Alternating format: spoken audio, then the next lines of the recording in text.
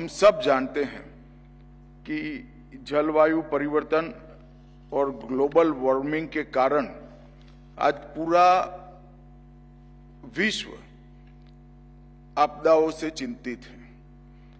मगर हम सब के लिए आनंद का विषय है कि 10 साल के अंदर एनडीएमए, एनडीआरएफ और सीडीआरआई, ये 3 संस्थाओं ने भारत को आपदा प्रबंधन के क्षेत्र में ग्लोबल लीडर बनाने के करीब ले जाकर खड़ा कर दिया है।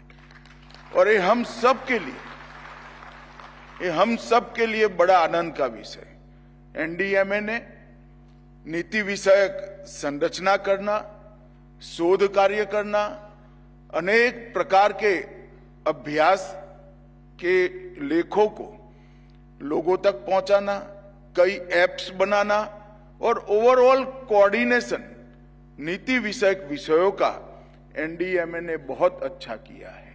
और एनडीआरएफ की मैं बात करता हूं तब मेरे ही विभाग के तहत काम करने वाला संगठन है, मगर मैं बेझिझक होकर कह सकता हूं कि पूरे देश में एनडीआरएफ ने अपनी एक छवि बनाई है, ख्याति भी अर्जित की है और सम्मान भी प्राप्त किया है।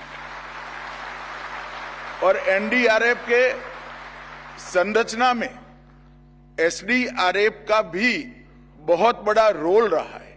एसडीआरएफ के जवानों को एनडीआरएफ के तर्ज पर ट्रेन करने के लिए भी एनडीआरएफ ने बहुत बड़ा काम किया है। और जब मैं कहता हूं कि भारत ग्लोबल लीडर बनने के कगार पर है, तब हमने वैश्विक स्तर पर भी सीडीआरआई के माध्यम से ढेर सारी प्रसिद्धि भी प्राप्त की है और स्वीकृति भी प्राप्त की है।